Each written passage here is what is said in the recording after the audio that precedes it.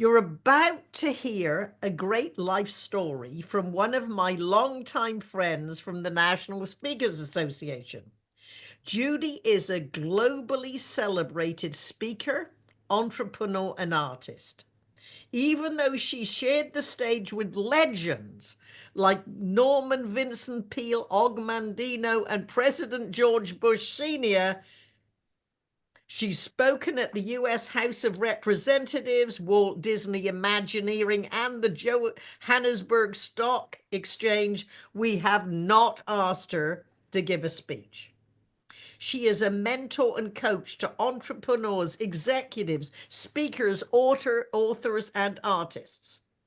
She's the author of many books, including You Are More Than Enough, Every Woman's Guide to Purpose, Passion, and Power. She is the publisher of Choices magazine and the host of Choices with Judi Moreo radio show. Susan and I asked her to tell us about her fascinating life story. What you're about to listen to is a loosely structured conversation. As you listen to Judi's story, perhaps it will remind you of the times when you were brave or followed your instincts. To discuss Witness to History, When the Mob Ran Vegas and My Life in South Africa During Apartheid's Demise, please welcome Judi Moreo. Applause, applause, applause, even if it's that we can't see your Thank hands. you. Good. And if we can please spotlight Judi, because my first question is, Judi, you've enjoyed such a varied and exciting life, but with me, I always like to go back to the beginning. So please give us a quick overview of how you got to Las Vegas. Thank you, Patricia. It's really an honor to be here. How I got to Las Vegas is really not too exciting. I had a sister that was in Las Vegas. She worked at Nellis Air Force Base for the Thunderbird Squadron, and she did all of their public relations, and her husband was in the service. And she said, you need to come to Las Vegas and get a job in civil service. And I came to Las Vegas and I didn't get a job in civil service. I couldn't pass the test. And so I wanted to be a newspaper reporter. I always wanted to be a journalist. I applied with the newspaper and they said they didn't have an opening for a journalist, but they would give me a job as a typist. And I was very indignant and said I didn't want to be a typist. So 6 months later, I took a job as a typist at the Nevada test site. And then I went out to the Nevada test site, worked out there for a couple of years. Actually, while I was there, I trained to be a radiation monitor, a technician, and did that for a couple of years at the test site. Well, then, how did you get into PR? And I was dating this fellow who was an entertainer in Vegas. He performed at the Fremont Hotel opposite Wayne Newton, and his agent said to me that she needed a public relations person, and so I went to work for them. And the company was owned by Buck Ram. Buck Ram was the man who wrote Twilight Time, Only You, and I'll Be Home for Christmas. He managed groups like the Platters, Ike and Tina Turner Review, the Ink Spots. He discovered these people and then brought them on. And so he hired me, and my job was to promote them, to hire the screamers, to make sure that they all got where they needed to be at the right time. And so I did that for a couple of years. And then one day, somebody offered me a job with the Montgomery Ward's department store. And Montgomery Ward's hired me to be Wendy Ward. So I was the Wendy Ward representative for Montgomery Ward, meaning that I had a charm school in the Montgomery Ward store where I taught little kids how to walk and stand and sit and have good manners and take care of their skin and their nails. And then I put together a teen board and had teenagers doing that. And then the mothers started saying they would like to come to a program. So I put together a program for the mothers. And in 1 year, our Wendy Ward program went from being number 500 in the nation to number 1 in the nation. and I got real arrogant and thought, well, I can do this for other people. I should be able to do this for myself. So I opened Universal Models Finishing School and Model Agency. And that is really the beginning of who I've become, I believe, because I only had $2,000 saved up, and I thought that was a lot of money. And I went out and rented an office space. And at the end of the first month, I was in trouble because the 10 days after I opened my business was the first time in the history of Las Vegas that they had a major strike, closed down all the hotels, had every light on the strip was turned off. And so consequently, nobody was hiring models to do any kind of promotion work for the hotels, and nobody was sending their kids to modeling school because everybody was on strike and out of work. And so I didn't have any money. It was the end of the first month. I went to my landlord. Now, he was one of those old Vegas guys who had, the gold chains, the shirt open to the waist, the hair looked like he used his daughter's curling iron. He was kind of a tough guy, spoke with kind of a rough voice. And I went to him and I said, we have a problem, you and I. And he's like, well, what is it? And I'm like, well, it's the end of the first month. It's time to pay the rent for the second month. And I don't have any money. So we have a problem. And he just looked at me for a long time. And then he said in a really rough voice, honey, you ain't got no problems. I bet the guy next door the guy next door bet me you wouldn't last in business for 6 months, and I bet him you would. So if you can hang in there for 6 months, we'll make enough money to pay your rent and then some. So he became my mentor, and a wonderful man, and he kind of coached me in business and what to do and how to do. And one of the things he told me to do was go to a Chamber of Commerce meeting. He said, if you go to Chamber of Commerce, and we didn't know the word networking back then. Sorry, Susan, but he sent me off to this Chamber of Commerce meeting so I would meet people. And I went there and I didn't meet anybody. And I came back and he said, well, what happened? And I said, well, nothing. I went there and I sat there and I listened to the speaker. And he goes, no, no, no, no, no. You go back next month and you introduce yourself to everybody. So next month I went back and it was kind of shy, but there was a man sitting by himself down near the front. So I thought, well, maybe I'll go sit by him because he's probably lonely and I can talk to him and tell him what I do, and that'll help both of us. So I went and sat down next to this man and I told him who I was and blah, blah, blah, blah, blah. That's what I do with my business and so on and so forth. And I said to him, well, what do you do? He said, well, I run a small hotel over in Las Vegas Boulevard South. Well, those of us who lived in Vegas at that time knew that Las Vegas Boulevard South, yes, it was a long street, but we didn't call it that. We called it the Strip. What we called Las Vegas Boulevard South was the area from the Sahara Hotel to downtown Vegas. And there was a whole bunch of these little pornographic motels there. There were little motels that had pornographic videos and stuff. And so when he said he ran a little hotel on Las Vegas Boulevard South, that's what I thought he did. And I couldn't move because I'd already sat down and I didn't want to be rude. So I sat there with him through the whole meeting and we chatted and talked. And he gave me his card and he said, if you ever need anything, call me.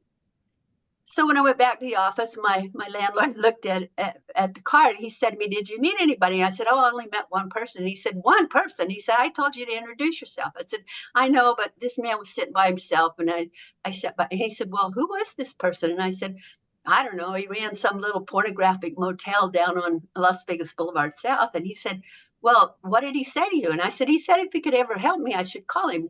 I said, he gave me his card. He said, give me the card.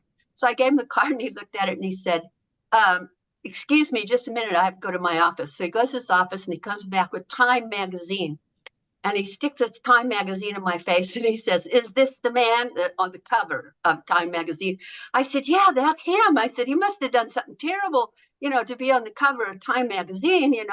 He goes, Judi, this is the man that Howard Hughes just hired to run the whole Hughes empire here in Las Vegas. Yes, he runs a little hotel on the Las Vegas Boulevard, but he runs all of the big hotels on Las Vegas Boulevard.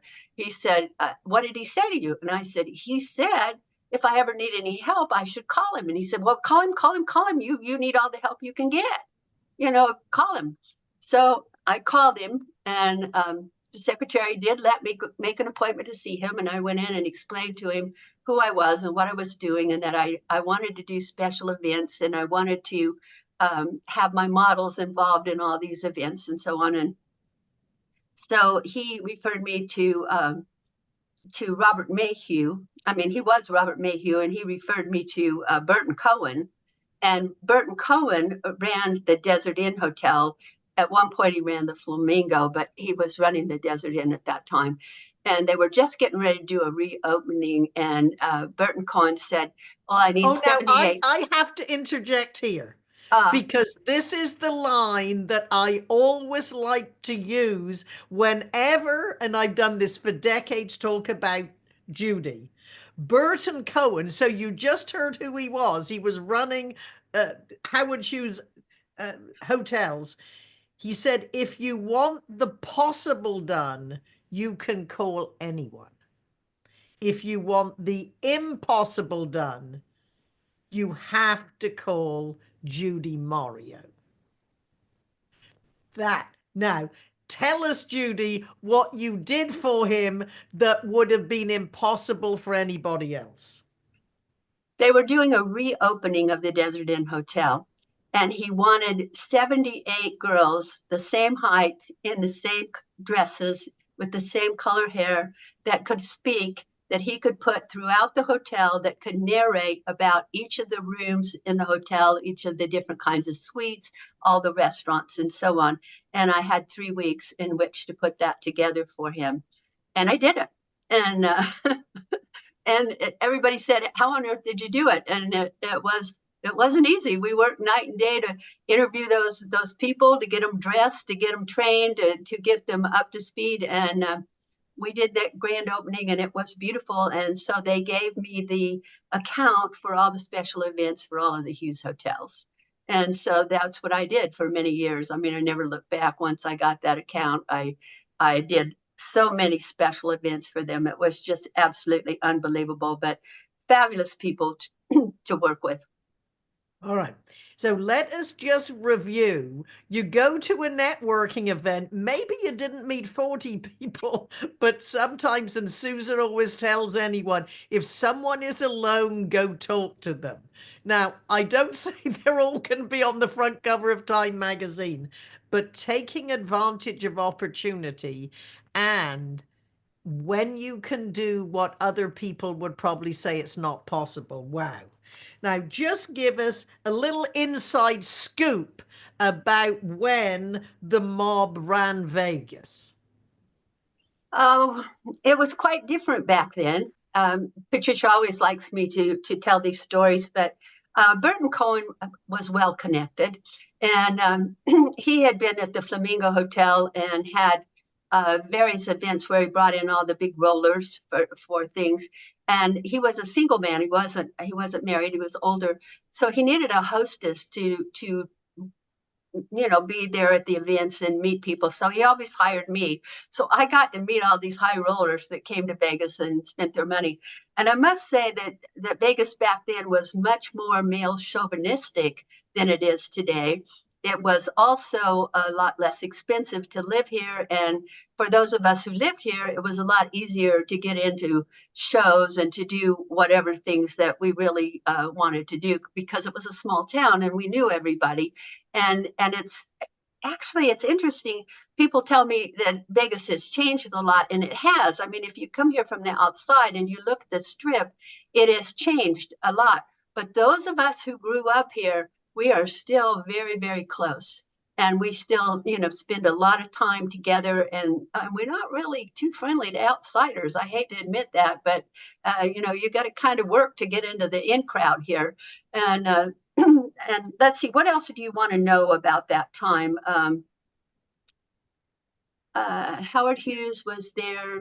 Robert Mayhew was really running everything, and Harry Yagoda was here. Harry Yagoda owned all the big fur salons and all the hotels. And I was very fortunate. I worked for Harry Yagoda in New York. I modeled for him in New York. And so Harry hired me to do all these different promotions. And I got the contract to do the spouse programs for the Teamsters Union. And so I was going to do a big fashion show in the Hilton showroom for the Teamsters Union. It was the International Hotel back then. And I asked the head of the Teamsters Union if they could please get me a star or some kind of an entertainer to put into my fashion show to entertain their ladies. And they said they would. So I was at rehearsal one day and in walks these four huge men. I mean, huge. And they come walking into my rehearsal and they said, "We brought your star." And I looked, and in the middle of these four big men, there was a little guy standing there, and it was Sammy Davis Jr. And so they said, here's your guy. He's here to rehearse. And so he rehearsed with us that day. And he was then the star of the fashion show the next day. And we bought for the ladies, we bought a fur jacket for every single lady in the audience. That room, I think, seated about 450 people. And we bought jackets for every single lady as a gift of the day from Harry Yagoda. And needless to say, Harry liked me a lot because I sold a ton of those coats. We don't do those kind of events anymore. We don't give away fur coats to every single person that's in the audience anymore. Those were times of great affluence for those kind of people. So yeah, I had many events like that where I got to meet major stars. I did all the casting for all the movies that was done here as well. I worked with Nevada Motion Pictures, and we casted the Vegas series and Gauntlet with Clint Eastwood, and a couple of films with Mark Hamill and James Garner, and we did the Electric Horseman with Robert Redford and Jane Fonda, and so I'm in the background in a lot of those movies because we didn't have enough extras, so I got to be atmosphere and sit in the back, and it was really an incredible time, fashion shows and glamour and beauty contests. I ran all the major beauty contests here, the Miss Nevada for Miss Universe. I ran the Miss Clark County and Miss Las Vegas that went to Miss Nevada for Miss America. I ran the Miss Teenage Las Vegas pageant for the Dr. Pepper Company that went to Miss Teenage America. So, I mean, it was a glamorous life I had. I really loved it. Well, so and that last part I never even heard in our run through or Mm. all our years. I didn't know about casting the movies. So how did you get into the speaking world?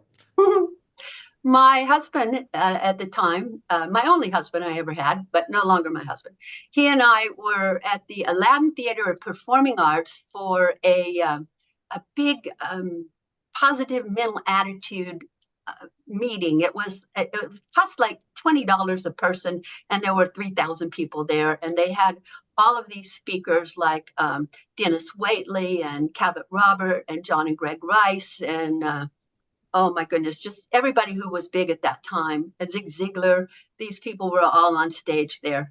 And I said to my husband at the time, I said, that's what I would like to do. And I had been speaking for all of the high schools in town. They would have me come in and speak to 6 classes a day for the students. And I said, and it was promoting my business. And so I said to my husband, I want to do that. I want to do what those people are doing. So he said, well, let's find out how they do it. So when it was over, we walked up to the stage. Robert Henry was standing on the stage, and my husband said, my wife would like to be a speaker and do what you do. And he was standing on the stage and we were kind of below. And he reached over and patted me on the head and he said, you're a pretty little thing too. And I was quite offended because I didn't want to be a pretty little thing. I wanted to be a dynamic speaker. And, but, that was the introduction to Robert. He told me to join the National Speakers Association, which I did. And talking about sitting down next to people you don't know, I went to the first NSA meeting and I sat down next to somebody I didn't know. And of course, there I was blabbing my mouth. Here's who I am, blah, blah, blah, blah, blah. Who are you? And the guy said, well, I write little books. And I'm like, oh, what kind of books do you write? Oh, little fables. I said, oh, who are you? He said, Augmandino. I'm like, oh my goodness. I said, I thought you were dead. He said, sometimes my wife thinks so too. And, and so Augmandino actually did mentor me a bit during that time and helped me to learn how to write better than I was writing and offered to promote me. Needless to say, by the time I wrote a really good book, he had passed away. So, but he really helped me believe in myself. And even now, I just wrote this book, Chronicles of a Divided Land, and it's my story about the time in Africa that I was there. Of course, it's a fiction book. I made up the characters in the book, but the background to it and what happened there is really from my own life. And he told me to take things from my own life and put them into my books, which is what I've done. Yeah. Now, let's move to how you got to South Africa. There was a drive to Los Angeles to have lunch with three men. The first trip to South Africa was a different story. I played a joke on somebody and ended up in South Africa, and that was a trip, that just a visit to South Africa, which was cool. And but then when I was in Las Vegas, and there were three men that were coming to San Diego. They were down at the Coronado Hotel. They were interviewing people to go on a tour to Australia, England, and South Africa. And Somers White had been asked to go on the tour. Somers White was then a senator in Arizona. And they asked Somers to come on the tour because he spoke on image. And he said that he wasn't able to do it, but he knew me and that I did image, and could I go for the interview. So I drove over in my new Mercedes I was so proud of. And this is a part of the story which is important to tell you how to Mercedes. So I got over there and I went on the interview at 11:15. And so that meant that they were breaking for lunch at 12, these three men. And so I asked them, do you know where to go for lunch? And they said they didn't know. And I said, well, I have my car. Why don't I take you to lunch? There's a very nice place nearby. And so they got in my very nice car, and I was impressing them.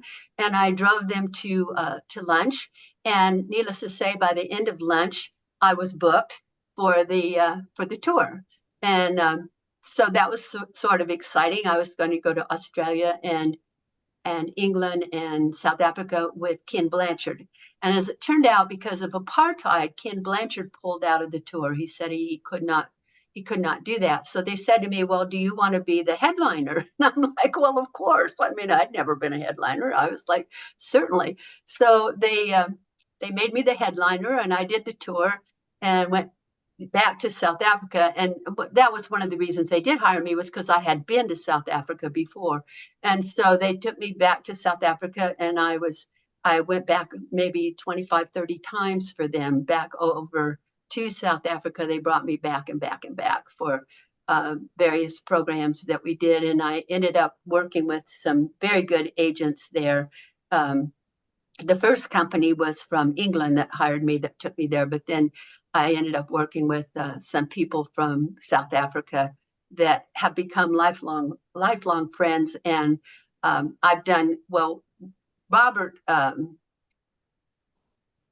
the one man, Robert, was an agent that worked with, what was the lady out of Glendale, California?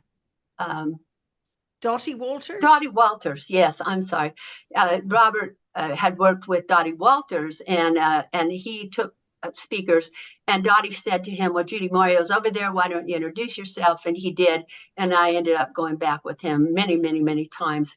And then on one of the times when I was over there speaking, I had worked with a couple of gentlemen from the newspaper who brought me into the newspaper down in Durban to work with them on their customer service and help them get up to speed.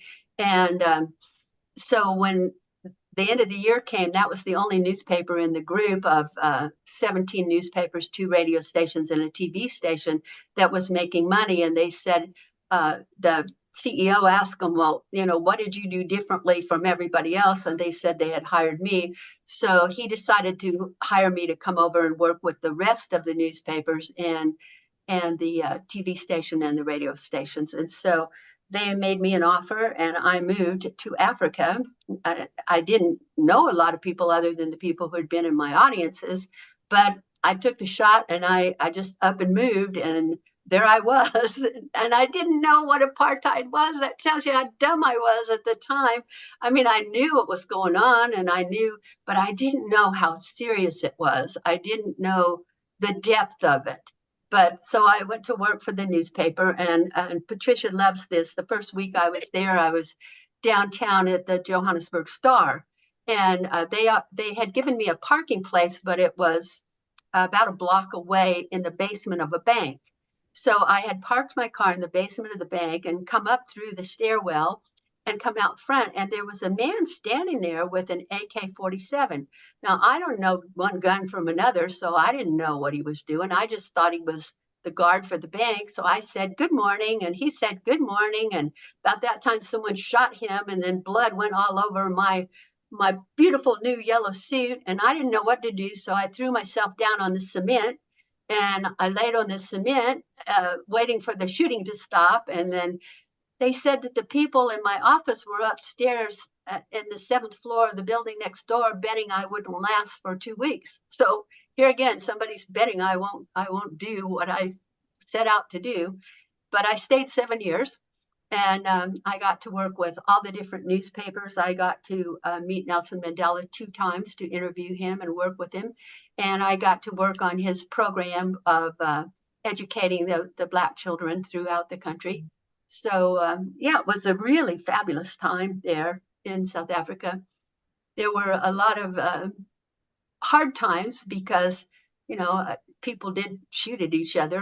More than one night I laid in bed and listened to gunfire near where I lived and prayed that nobody was going to crawl in my window, because we didn't have heat or air conditioning in our homes, and so you had to have your windows open all the time to get air to come through. Um, I had the good fortune to work with the Sowetan newspaper, which was the only Black newspaper in South Africa. And we were in support of the African National Congress to get Mandela out of prison. And so that was a wonderful, wonderful experience. And that really is the basis for the new book that I have coming out, Chronicles of a Divided Land. And you said, Judy, that they sometimes you used to drive your employees home. Yes, sometimes, we had a lot of riots in the street. I remember being on the seventh floor of the Johannesburg Star one day, and there was a big riot in the street. They were overturning the various taxi drivers. Black taxis were not like our taxis. They were like combis that seated 8 or 10 people, and they would shove 16 people in there to drive around town. And the black taxi drivers were always having conflicts. They were always shooting at each other. So something was going on constantly. And they were having one of these riots in the street downtown. And I remember looking out the window and looking down on the street, and these people shoving and pushing over the vendors' carts and things, and thinking, oh, what am I doing here? How on earth did I end up here in this experience? And then when the police would come in with the dogs to sniff out the bombs, they would come in to the building and go around our desk and underneath. And at first I was running out in the street screaming when the police came with the dogs. But after a while, you just get like, oh, they're just here looking for bombs, and they're looking under your desk and everywhere. And I ran down the hall this day when they were shooting the tear gas into the streets to break up the riot. And I ran down to the other little journalist from Chicago. She was a young girl, and I ran down and I said, listen, don't worry about the shooting. It's just tear gas. And I'll never forget her eyes. They were so big, and she's looking at me going, Miss Moreo, they don't shoot tear gas in Chicago. Well, they probably do now, but they didn't back then. And she was just petrified. But so many times with these riots, the Black ladies that worked for me couldn't get home because the taxis were all in all this riot and mess and shooting at each other. So I would occasionally drive the ladies home into the township, and they made me unscrew the light bulbs in my car so that when they opened the door to get out, nobody could see that I was white when I would go into the township, because it was not a place where white people were supposed to go. And but also my boss at the Sowetan, who I understand recently passed away, he was a white man. He was an amazing man, Rory Wilson, and he spoke all of the Black languages. And Rory would sometimes wake us up in the middle of the night and say, you know, our people are being, their homes are being mowed down with the military's going in there and just mowing down their, they weren't homes, they were lean-tos made with cardboard and tin and, you know, black paper, black plastic bags and whatever. And he would wake us up, he'd call us in the middle of the night and say we have to go get our families, because the Black families that worked with us lived in those Black townships. And he would say we have to go get them, and it was against the law at that time to have Black families in your home. But he didn't care, you know, and I didn't either. So we would very often go and pick up those families and bring them home with us, and they would stay with us until they could make other living arrangements. But they were, you know, I look back on it now and I think, God, I must have needed my head examined to do those things. But when you're young and naive and you just believe that life needs to be better for everybody, you just do what you think you have to do. And that's why I've written this new book. I just finally have been able to sit down and put it down on paper. And it's, even though it's a fiction book, it's pretty much real about what was going on at the time. All right. Then in 1998, you came back to America because of your brother. Yes. Yes. My brother was in a major motorcycle accident. He lost his legs. He crushed his spine. He was a veteran, thank God. And the people who hit him on the highway left him there to die. He was air flighted into Houston to the Veterans Hospital there, and he spent 7 years in that hospital. So I came home because he was coming out of the hospital, and he needed someplace to go, and he came and lived with me. And so that's why I came back to America. And then we just brought our company back because my business partner and she was from Zimbabwe, a refugee from Zimbabwe. And we had started a training and development company in South Africa. I had quit working for the newspaper, and we'd started the company in 1998 in South Africa. So I brought it back to America, and we opened it here, and we specialized in casino customer service. And as a result of that, we worked with casinos, Indian casinos, riverboats. We worked with casinos all over the world. They've flown us around to help casinos who are kind of like in trouble. In fact, I did a program for the Lady Luck Casino here in Vegas. They just wanted to sell the casino, and so they hired us to come in and get their customer service really, really up to the best possible place. And we did. And the casino sold.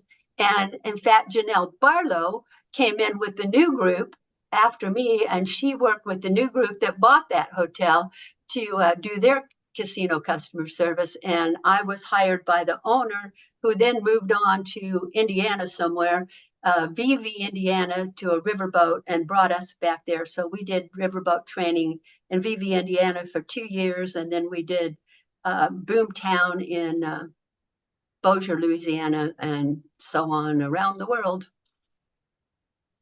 All right, now we get to the next stage of your life. You know, you are a superb artist. You teach art at the University of Nevada. Your work is frequently shown in galleries and shows. At what point did you realize your talent for art? About 16 years ago, my sister was quite ill, and I was up visiting her, and it was time for me to go for my yearly mammogram, and I went for it. And the doctor said to me that day, when I got the results of the mammogram, she said to me, "You have cancer, and we have to operate tomorrow." So I went for the cancer surgery the next day, and just figured, okay, this is the end. The doctor told me basically you have about 2 months to live. And I prayed and prayed and prayed that I could find a solution in a different way. And I found a naturopathic doctor in Cedar City, Utah, who told me to go take ballroom dance lessons and go to art school. And I thought the man had lost his mind. But he said ballroom dance lessons are good exercise, and you don't exercise. You need to do that. And you need to go take art lessons because you need to sit still and be quiet for 3 hours at a time. So I found an art gallery here in Henderson, Nevada, and I went there and said, just tell me that I can't paint, and I'll go away and leave you alone. But I promised the doctor I would come at least and do it. And the art teacher said, sit down and paint this picture. And I did. And he said, good, you have some talent, so you're going to stay. Well, Wow. I couldn't believe it. I mean, because I never even thought about having talent. I have 4 sisters and a mother who were artists, but I never wanted to do that. I wanted to be a journalist. And so when he said, you have talent, you're going to stay, I stayed. But I stayed because I had cancer. I wasn't really thinking about being an artist. I just did it to get well. And I would go there and be quiet. And it's funny because I was in an art class with a male teacher and 4 male students, and men don't talk in art classes. Women come in and we go blah, blah, blah, blah, blah, and we talk about everything. Men don't talk. And every time I would start to say something, they'd go, shh, shh. And so I had to learn to be quiet for that 3 hours and paint my pictures and concentrate. And my pictures came out really amazing. And then one day somebody bought one of them for $5,000. And I thought, well, I must have a little talent, So then I just kept painting and people kept buying. And so then one day the art gallery called me and said they're looking for an art teacher to take over a class where a teacher had to drop out at UNLV. And we recommended you go for the interview. I did. And I've been teaching at UNLV for 7 years now. Now, a lot of your paintings are about animals from Africa. Yes, I You said specialize you in always start with their eyes. Yes, I specialize in wildlife painting, and I put their silhouette on the canvas first, and then I paint their eyes. Because once I get their eyes done, I feel like we know each other. I into their soul. We see each other, and then the rest is easy. But it takes about 3 to 4 hours just to do the eyes. It takes time just to really get the eyes right. But I always do the eyes first. Yes, yes. And some of my paintings have won some major awards. And in fact, I even got offered from Tanzania. I got offered an opportunity to send some of my paintings to their national museum over there of the animals, which is pretty exciting. Wow. Very impressive. Now, just to acknowledge, a lot of our members have come in a little late and missed the introduction. Gary McKenzie, Don Persky, Colin Hussey, Hugh Coppin managed to zap out, our friend who spends a lot of time in South Africa, and Claudette Good O'Neill, who always has a coaching client right up till 8 o'clock. And our pal Darren LaCroix is here from the car dealership. Hey, So hi. now let's go over and see what. Oh, and Carl Walsh. Carl, we thank you, who is always helps us with our meetings. So let's now. I've asked my questions, and you see what I mean. I ask a few questions, and we have great, wonderful answers. What an adventure! And I hope by now you understand why Susan and I said we just want you to tell us about your life. So if we could now, let me see, I will take questions from our audience. Who would like to ask Judi about any part of her story or her life? Let's see, who has the first? Janelle Barlow, of course. Okay, Janelle, unmute and ask your question.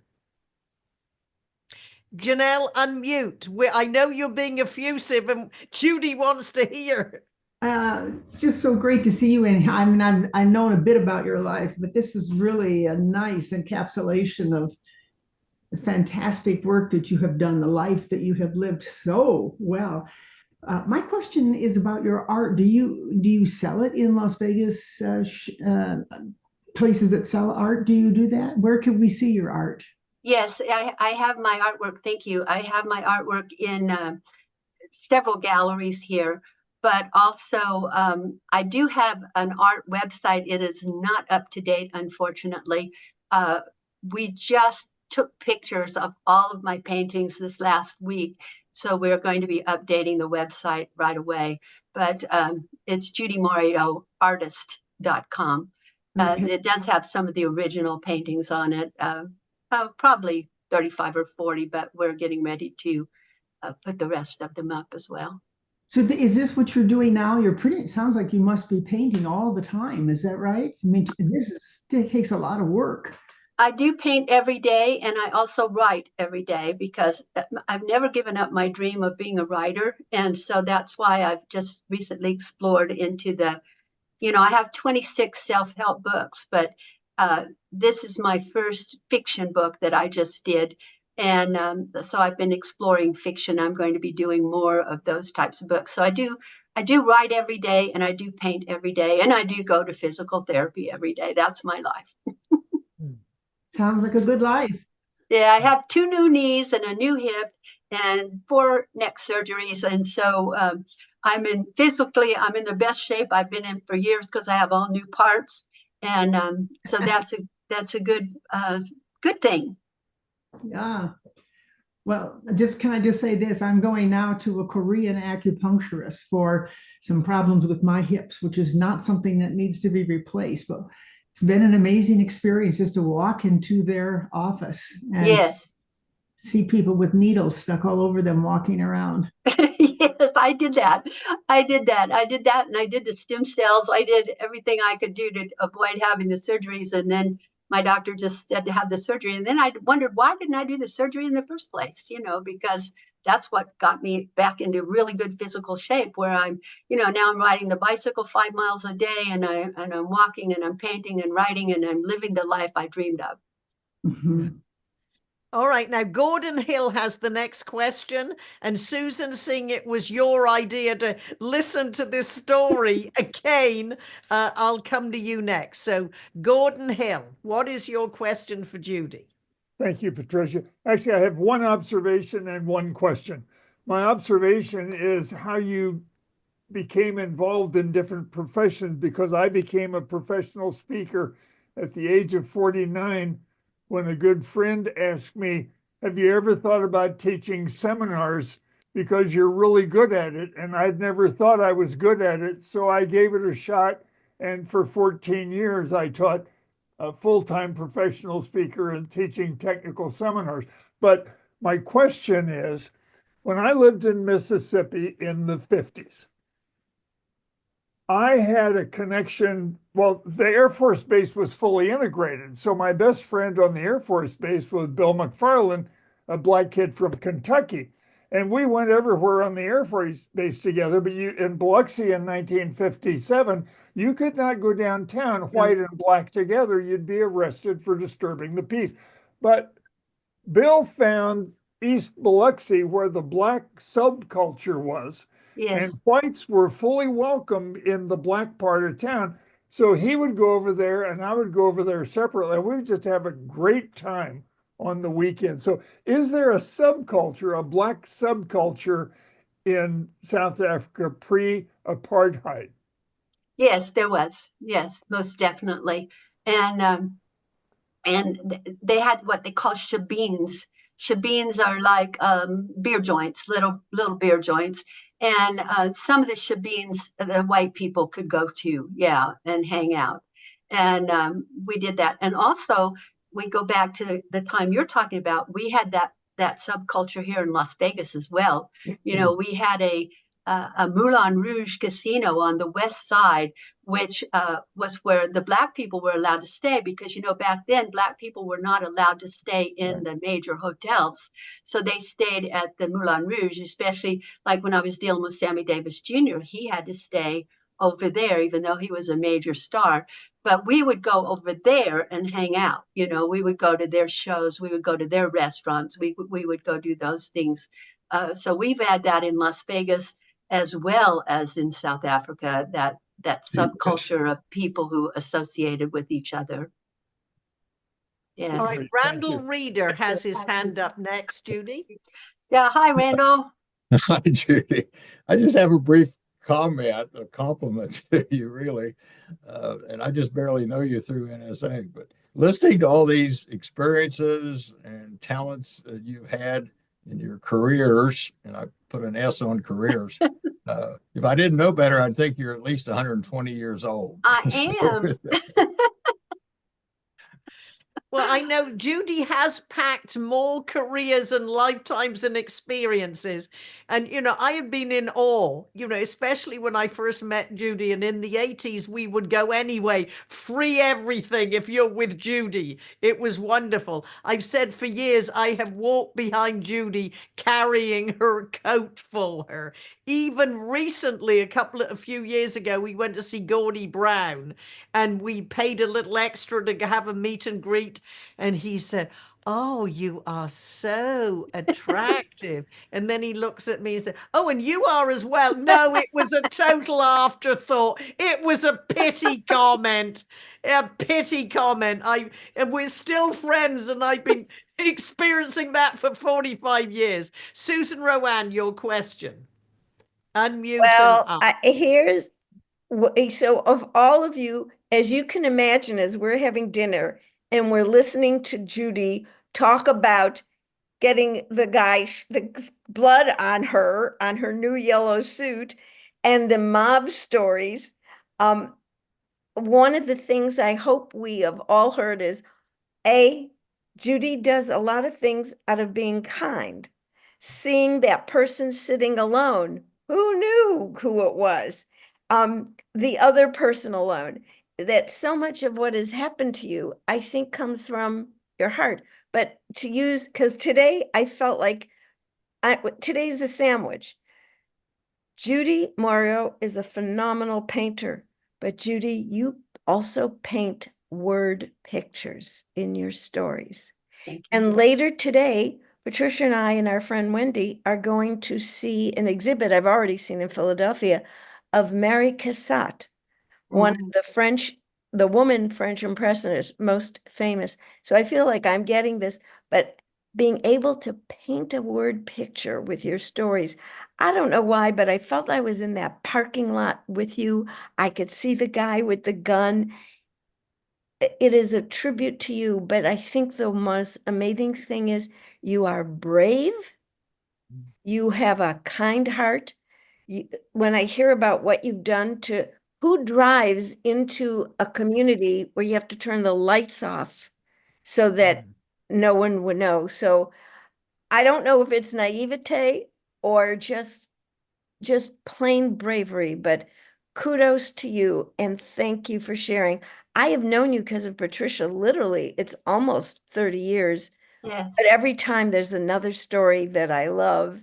And I hope I come back in December, I get to see you, just usins. Oh, I hope so. Yes. All right, now Hugh Coppin, I don't know if you got in to hear the South Africa story. So I don't know if you have a question for Judi, but tell her where you go and what you do in South Africa. And then Colin Hussey has a question. Judi, I literally came at the very end where you were just talking about the very last story. I guess you were going on the Cape Flats or maybe it was Johannesburg. You were talking about shanty houses and so on. For me, having gone back several times since apartheid, I mean, I grew up there all through in Zimbabwe, school in South Africa, all through the apartheid years. If I can add an anecdote to that story, right after I got married, my wife's father had a serious stroke and was clearly not going to survive. She went out there and spent time looking after him, but they had a black night nurse who would come in and care for him overnight, and the family would care for him during the day.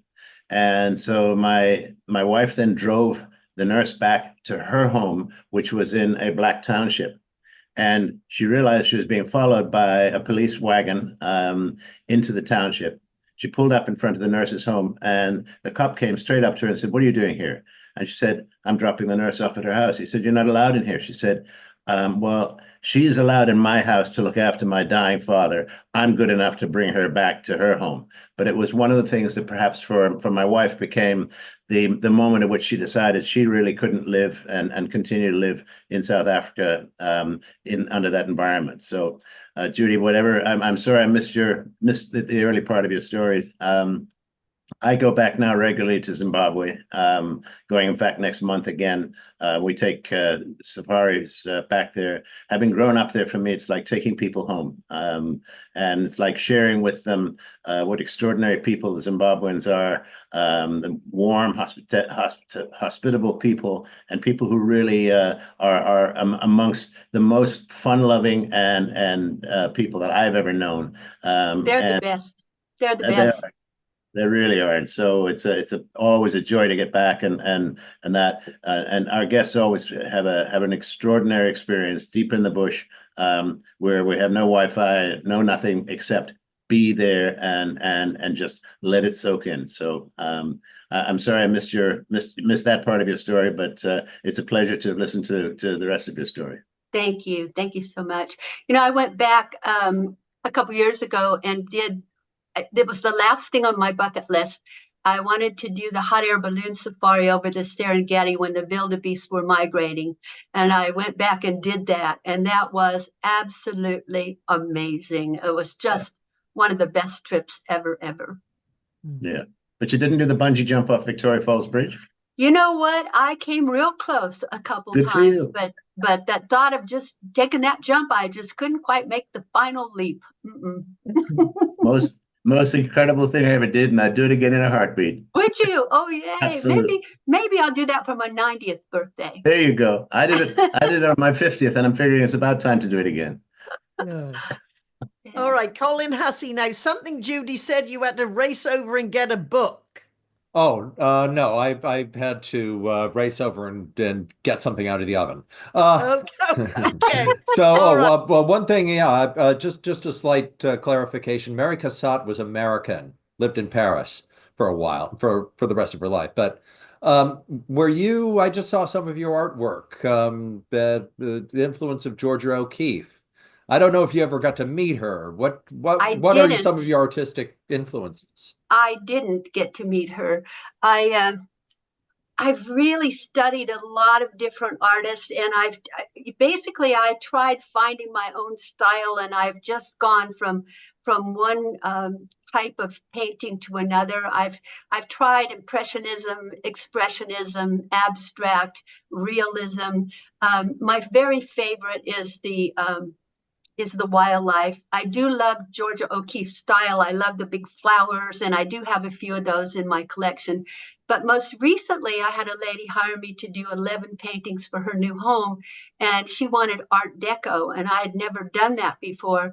And so I've just done 3 Art Deco ladies, and I love them. I absolutely, really, really enjoyed doing the Art Deco, because especially I could do the wild backgrounds that I wanted to do any which direction with all the colors.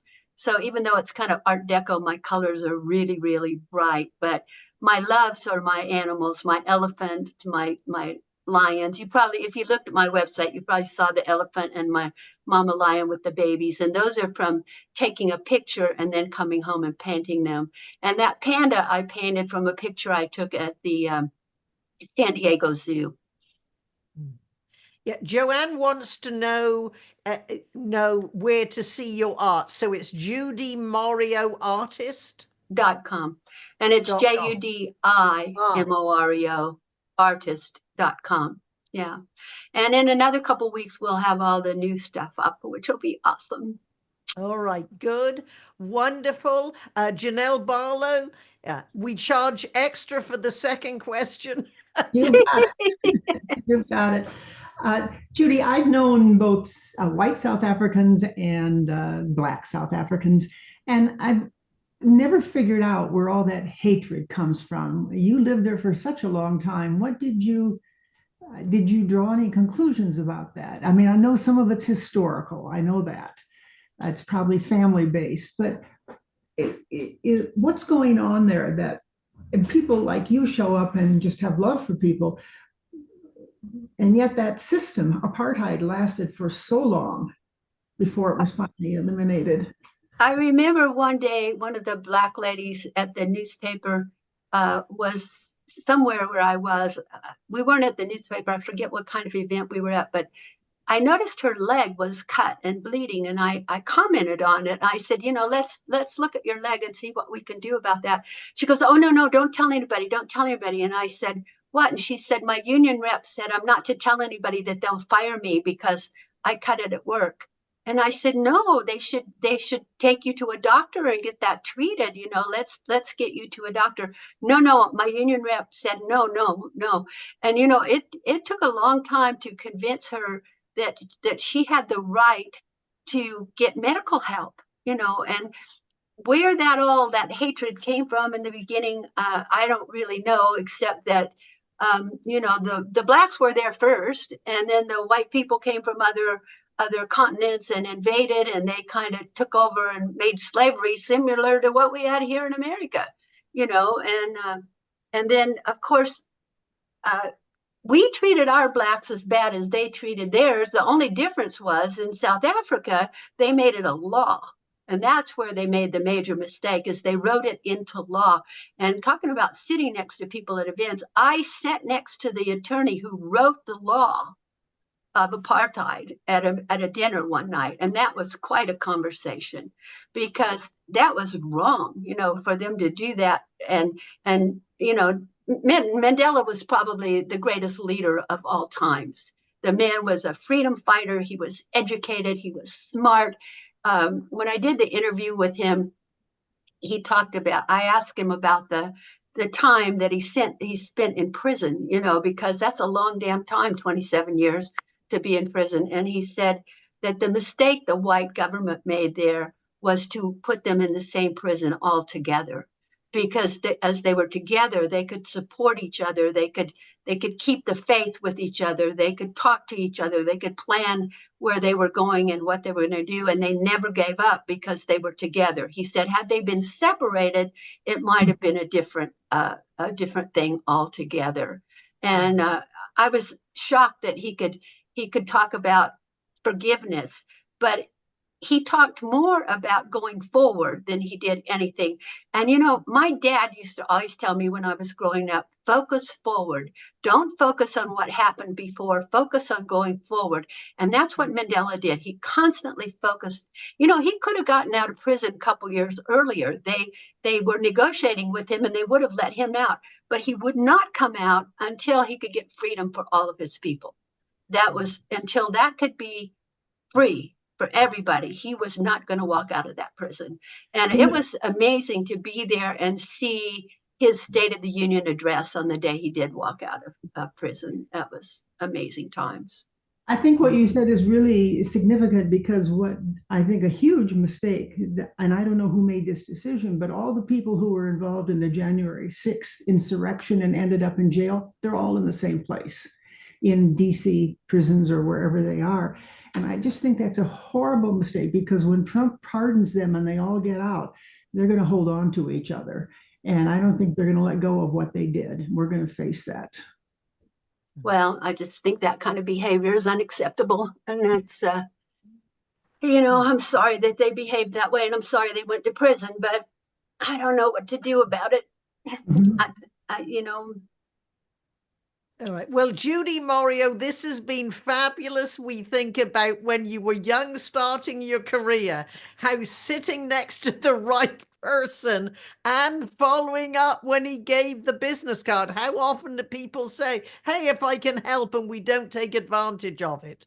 And yes, certainly being naive, but I loved how you said to your boss, we have a problem, not I have a problem, I can't afford the rent. And lucky for you, in Las Vegas, he had a bet with the neighbor, so that was very funny.